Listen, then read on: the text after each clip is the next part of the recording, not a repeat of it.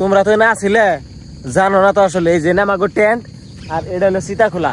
Hello guys, this is your boy Jewel Garner, welcome back to my another blog. তো আজকের ব্লগটা একদম খুবই ধামাকাদার হয়ে গেছে, কারণ আজকে আমরা আছি একদম একটা জঙ্গলের মাঝে, নদীর পাড়ে, মানে রাইতে টেন্ট করবো। তো আমরা জানি না আমাকে লগে কি ঘটপার গেতাছে, কি বান হয়, কি বান পরিস্থিতি হয়। তো সম্পূর্ণ ব্লগটা দেখতে থাকুন। আর টেন্ট করার পরে কি পরিস্থিতি হয়, খালি আমরা জেনে টেন্ট করবার যাই, খালি জরিয়া হেভিস্টে। আর আজকে এনে বলে সামনে দিয়ে কইছে হাতি বেড়ে, তা আমরা থাকবো এই মুহূর্তে নাকি সামনে দিয়ে কই দিল হাতি। তো গাইস দেখতে থাকুন রাইতে আমরা কেমনে করে পার করি গাইস।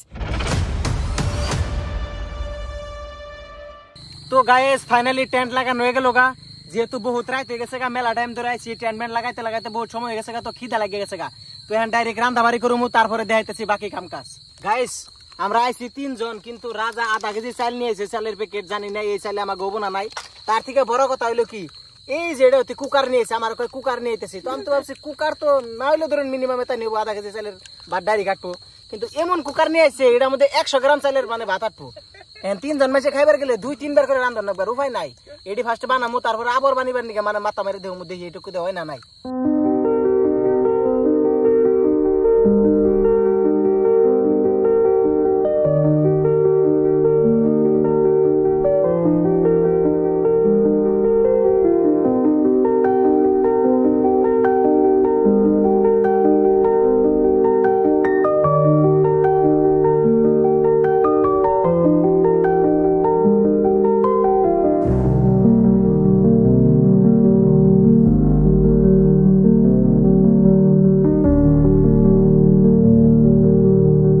তো গাইস ফাইনালি মেলা কষ্ট মষ্ট করে রান্না বাড়ি হয়ে গেল গা। তো এই যে আজদুল রে ভাত বার দিচ্ছি, আর রাজারে দিচ্ছি নেমু কাটপা নিয়ে, কিন্তু আলসামি করে খাই রয়েছে। আর আমি এত টাইম বুড়া বানালাম তরকারি। তো গাইস আমি তরকারি দেখাইতেছি, বাইতে জীবনে তরকারি সবজি দে মানে মাংস তরকারি রান্না একদম হালা ছেলা লাগে দেই, কিন্তু এনে রাজা নিয়েছিল একটা ছোট কুমড়ে। তো সেই জন্য কুমড়াটা দেখে তার মানে খুব ভালো লাগলো, তাই মাংসর লগে দিয়ে দিছি। মাংসর কালারটা দেখুন কি আছে, একবার হেভি ফ্লেভার আছে। তো খাইতে মোটামুটি নিজের তরকারি নিজের রাঁধছি, তো নিজের তারিফ নিজেই করতেছি, খুব টেস্ট লাগছে। তো হ্যাঁ ওরা কইহার আসলে সাদরা কথা নিয়ে আইছি। তো গাইস এমবুরা দেখুন যে আজ দুললে ভাত বার দিছিলাম, কিন্তু ওরা নিজে আগে খাওয়া স্টার্ট করে দিছে। আর রাজারে দিছি নেমু টেমু কাটপানিকে, রাজা নেমু কাটতাছে। যেহেতু আমি রান্না বাড়ি করলাম, তো এখন যাই না দেখি নিজে ভাত বাইরে খানা বুবাই নাই, মানে হকটা ক্যাটাগরির। তো গাইস ওই আমার কোনটা থালি দে, থালি দে, খালি রে খাল দিন কে এটার মধ্যে রাজার ভাত বাড়বো, ওটা আমার দিতেলে না, এটা আমার দিতেলে যে কোনো একটা দেওয়ার সুবিধা নাই আমার। তরকারি ভালো করে নি, ডরে ডরে নি সবকে চুর যে ভাতির বারবার দিছি ভাত ধরে আগেই। নেমুটি দনাও না ক্যাম্পিং মেন্সে দনাও নেমু ধোয়া ওই জন্য পানি মারো কো পানি নে বত যারা ক্যাম্পিং করে তার ধয় না মানে বাইতে যেতে বয়ে থাকি, খেলাধুলা করি, অমুক খানে ঘোরাঘুরি করি, কিন্তু এই যে ক্যাম্পিং বস্তুটা এটা কিন্তু টোটালি একটা আলাদা ধরনের বস্তু। এটার ফিল্ডটা যদি নিবার চান তাহলে আপনারা ক্যাম্পিং করন লাগবো, তাহলে সে বুঝবেন। ওই বাইতে থেকে ভিডিও দেখে মজাটা পাইবেন না। তো কেউ যদি আমার মতো ঘোরাঘুরি করবার চান তাহলে কিন্তু বড় করে একটা প্ল্যান করা হারুন।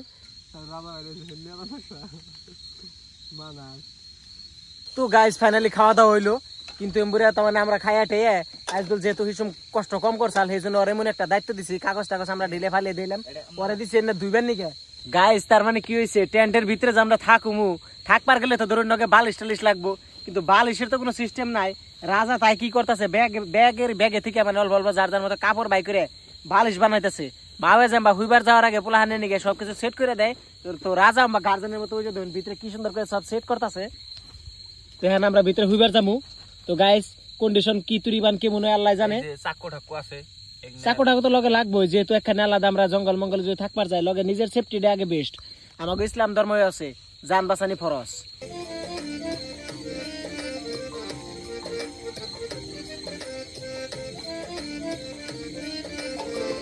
তো গাইস রাইতের বাজে 12টা, চুত্তুর মুড়ে এমন নীরব হয়েছে একদম, মানে কি কমু, খালি অনলি আমরা 3 জন মানুষের জঙ্গলের মধ্যে আছি, খালি এই কিট কিট কিট কিট পোকার শব্দগুলো শোনা গেছে।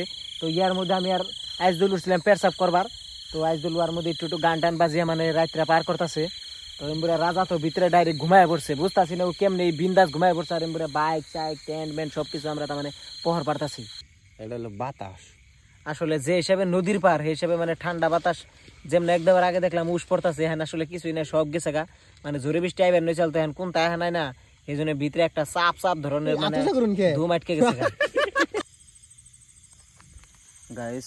দেখলাম এখন বাজে রাতের একটা, একদম নিরিবিলি জায়গায়, কিন্তু দুঃখের বিষয় হলো কি এই টেন্টের ভিতরে জায়গা হয়েছে 3 জনের, এই জায়গা হয়েছে 2 জনের, কিন্তু 3 জন তো হিয়ালাইছি। এমন গরম, প্লাস ভাবছিলাম বৃষ্টি একদমই নাই, একবারে হিট হয়ে গেছে গরমের ঠেলা। আর তার মধ্যে গরমের জন্য এটা গুছিয়ে থুইছি, ভিতরে ঢুকছে মশা। পরে যে ধূপ জ্বালিয়ে বাইরে বয়ে রয়েছে, এখন বাজে রাতের একটা, উপায় নাই। তো সামনে হলো নদী, এত সুন্দর বেকি নদী, একবার সন্ধ্যার সময় দেখলাম উস পড়তাছে, রাতের 1টা বাজে খবর নাই। বাইরে বাইরে তুই হাই রে হাই, এই মশার মধ্যে তুই কেমনে ঘুম পারতাছ? তো গাইছে এখন বাজে রাতের 3:30, কিন্তু বইয়া ভিতরে মানে কোনো ধরনের ঘুম টুমাইতেছে না, খালি বইবে পহরা দিতেছি, টেন্ট আর আছে গাড়ি।